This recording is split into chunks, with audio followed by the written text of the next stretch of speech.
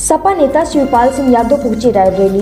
जी हां, आपको बताते चलें, पार्टी के विधायक राम सिंह पटेल के आवास पर कार्यकर्ताओं से की भेंट। हत्यारोपी आरपी यादव की जेल ट्रांसफर होने पर कहा, कार्यकर्ताओं पर दर्ज कराए जा रहे झूठे मुकदमे मेरे पत्र के बाद जेल से दूसरी जगह शिफ्ट कर दिया गया।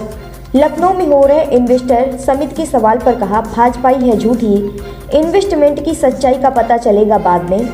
शिवपाल ने भाजपा सरकार में तैनात अधिकारियों को भी अप्रोच रूप से धमकी दी। कहा, मेरी सरकार आने दीजिए, सिखाएंगे काम करने का नया तरीका। स्वामी प्रसाद मौर्य की शूद्र के सवाल पर कहा, मैंने पहले ही कहा था कि यह उनका व्यक्तिगत मामला है। अखिलेश यादव के अपने को शूद्र कहने और स्वामी प्रसाद मौर्य का कद शिवपाल के बराबर कर देने के सवाल पर शिवपाल गोल गोल जवाब देते नजर आए। लखनऊ का नाम बदलने के सवाल पर कहा, यह परंपरा जो भाजपा बना रही है उसी पर चलकर मेरी सरकार आने पर बदले गए न सारे नामों को पुनः पुराने नाम कर दी जाएगी। अखिलेश के शूद्र वाले बयान पर कहा, भाजपा वाले काले झंडे दिखाएंगे तो हम अगर दिखाएंगे तो उनके मंत्री घुस नहीं पाएंगे। पार्टी में एक भी ब्राह्मण क्षत्रिय महासचिव न बनाए जाने के सवाल पर कहा, ऐसा नहीं है, हमारी पार्टी समाजवाद को लेकर चलती है। सन 2024 में अखिलेश के नए प्रयोग पर कहा, हम लोग पार्टी को मजबूत करने का काम कर रहे हैं।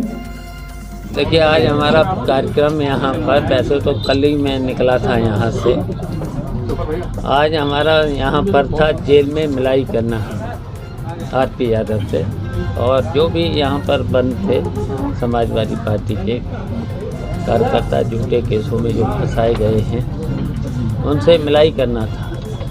हमने 2 दिन पहले डीएम को पत्र लिख भी दिया था, हम मिलाई करेंगे, लेकिन कल पता चला, आप लोगों के ही माध्यम से पता चला, जबकि मैंने डीएम को, जेल अधीक्षक को भी पत्र लिखा था, उनकी तरफ से मुझे कोई भी जवाब नहीं दिया गया। और पता चला, कल दोपहर के बाद पता चला कि आरपी यादव को यहाँ से सुल्तानपुर ट्रांसफ़र कर दिया गया। तो देखिए, ये सीधा सीधा ये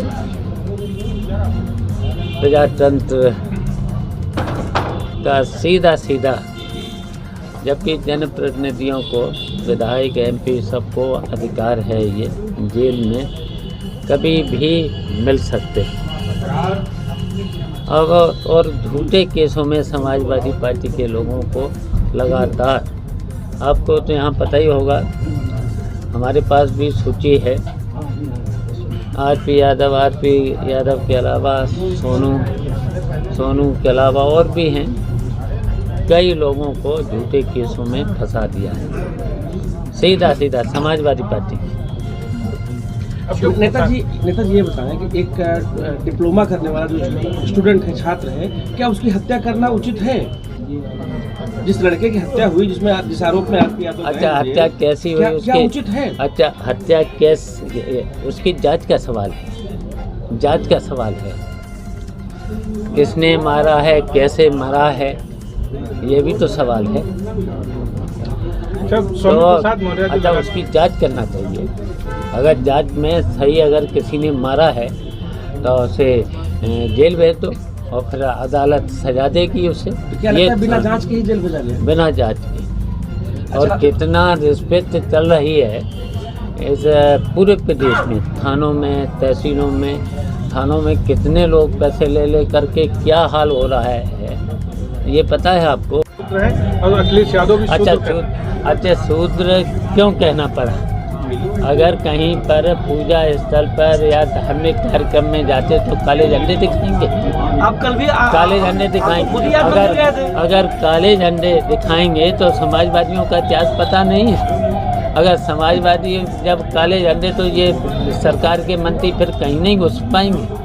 कहने के हिसाब से क्या रणनीति है समाजवादी पार्टी? देखिए, समाजवादी पार्टी जहाँ पर भी इस तरीके के झूठे केसों में फंसाया जा रहा, उत्पीड़न किया जा रहा है और अधिकारी इस तरीके से काम कर रहे हैं, बिल्कुल अधिकारी निरंकुश हो रहे हैं, रिश्वत लेकर के झूठे मामलों में फंसा रहे हैं, उनको भी निष्पक्ष जांच करना चाहिए। अधिकारियों की भी तो जिम्मेदारी है लोकतंत्र में, शिवपाल जी। लेकिन इस तरीके से अगर करेंगे फिर तो कोई मतलब नहीं रहेगा प्रजातंत्र का, फिर कोई मतलब नहीं रहेगा। फिर जैसे चाहो, जिसकी सरकार आ गई कि यही सरकार हमेशा बनी रहेगी, ये सरकार नहीं रहेगी।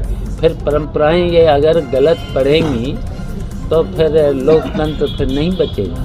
अगर लोकतंत्र को बचाना है, संविधान को बचाना है, संविधान के अनुसार अगर काम करना है तो सबको निष्पक्ष होकर के काम करना होगा। सर के द्वारा ऐसा पहली बार हुआ है कि समाजवादी पार्टी की राष्ट्रीय कार्यकारिणी जो बनी है उसमें कोई भी ब्राह्मण या ठाकुर महासचिव नहीं है, इससे क्या मायने समझ रहे हैं? सभी देखिए, हम लोग धर्मनिरपेक्ष देश में रहते हैं, हम निरपेक्ष, हम भी समाजवादी में जो भी है सभी धर्मनिरपेक्ष